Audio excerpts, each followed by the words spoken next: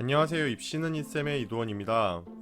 오늘은 건국대학교, 한양대학교, 중앙대학교 입학사정관들이 2021년 2월에 발표한 연구보고서인 학생부 종합전형의 학생부 평가방안 연구, 세부능력 및 특기사항을 중심으로라는 이 연구보고서를 인용하여 현재 대학교와 입학사정관들이 세부능력 및 특기사항 영역을 어떻게 활용하고 있는지에 대해서 말씀드리겠습니다. 실제 이 연구보고서는 192쪽에 해당하는 방대한 내용의 자료이기 때문에 우리 공부하기도 바쁜 학생분들께서 도움이 될 만한 자료를 핵심만 가져온 것이니 제 영상을 보고 자신의 입시 준비에 꼭 적용시키길 바라겠습니다.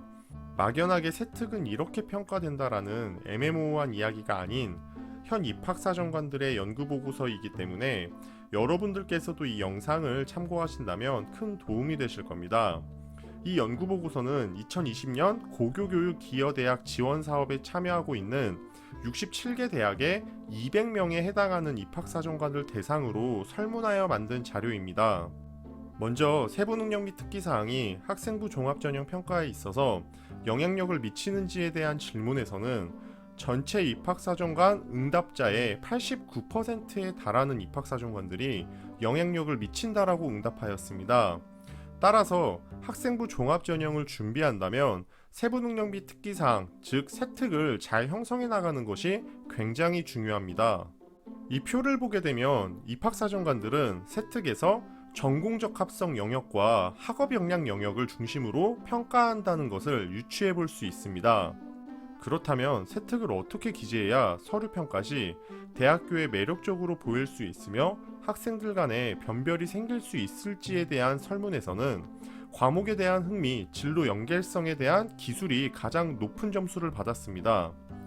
대학교와 입학사정관은 세특에서 학생의 관심사와 흥미 영역을 파악하고 각각의 교과목에서도 교과 내용에 대한 흥미를 바탕으로 자신의 관심 영역을 연계하여 해당 과목의 과제를 수행하는 방식으로 학교 수업이 운영되고 있는 사례가 증가하고 있다는 것을 알고 있습니다.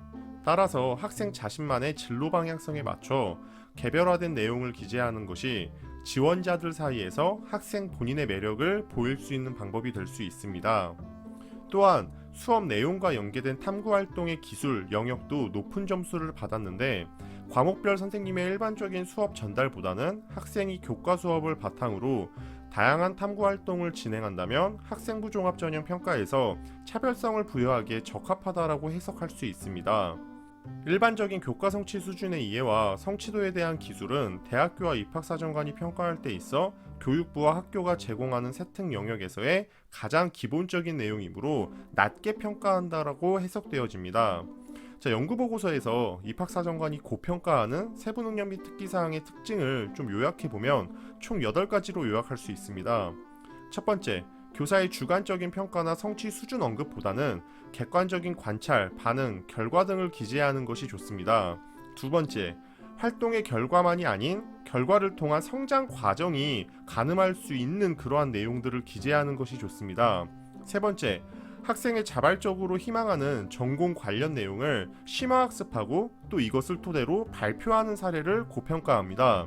네 번째, 호기심을 가지고 심화 탐구하고 이후에 다른 사례와 응용시켜서 결과를 도출한 사례를 기재하는 것이 고평가될 수 있습니다. 다섯 번째, 대학 지원 학과에서 필요로 하는 기본 교과 역량을 파악할 수 있게끔 기재하는 것이 좋습니다. 여섯 번째, 학습 수준에 대한 기재보다는 학생 개인의 주도적인 노력이라든지 심화 확장하는 내용들을 담아주시는 것이 좋습니다.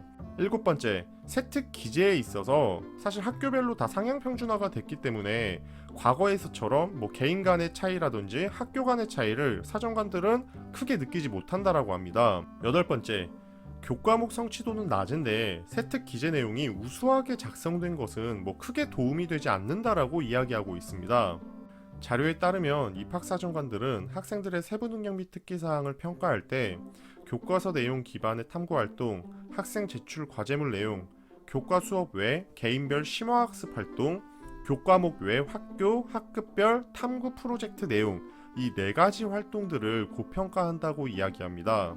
이 결과를 토대로 우리가 가져가야 하는 것은 교과목 수업 시간에 학생이 배운 내용을 기반으로 수업 안에서 교과목 선생님과 소통하여 개인별 심화학습과 프로젝트 그리고 팀별 탐구 프로젝트를 진행한 내용과 과정들이 세특에 담긴다면 서류평가 시 고평가될 수 있다는 것을 알 수 있습니다. 단순 수업만 듣고 학급에서 진행하는 것만 따라가는 것이 아닌 주도적으로 교과 선생님 및 학급 친구들과 프로젝트를 진행하여 과정과 내용을 잘 담아내야 합니다. 결과보다는 과정과 내용을 중심으로. 입시는 이쌤이 막간을 활용하여 세특 작성 꿀팁을 좀 알려드린다면, 현재 교육부에서 제공하는 2021년 생활기록부 기재 가이드라인에서는 수학과제 탐구, 사회문제 탐구, 융합과학 탐구, 과학과제 연구, 사회과제 연구 총 5과목에 한해서 연구 보고서 과정과 내용을 연구 보고서 명을 제외하고 세부 능력 및 특기 사항을 기재할 수 있다라고 안내되어 있습니다.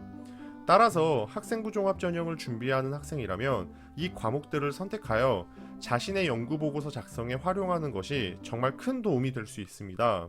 블라인드 평가가 진행되면서 학생부 종합 전형에서 세부 능력 및 특기 사항의 중요도는 더욱더 커지고 있습니다. 따라서 자신의 고등학교 유형에 집착하지 말고 자신의 진로 방향성에 맞춰 고등학교 프로그램과 교과 학습을 잘 활용하는 것이 학종에서 중요한 핵심 포인트가 됩니다. 자, 오늘 이쌤과 함께 입학사정관들이 발표한 연구보고서를 분석해서 세특 활용법에 대해서 좀 알아봤는데 여러분들 많은 도움 되셨나요? 도움 되셨다면 저 이쌤 채널 좋아요와 구독 눌러주시고 저 이쌤은 앞으로도 더 유익한 정보 가지고 여러분들께 찾아뵙도록 하겠습니다. 오늘 영상 시청해주셔서 감사합니다.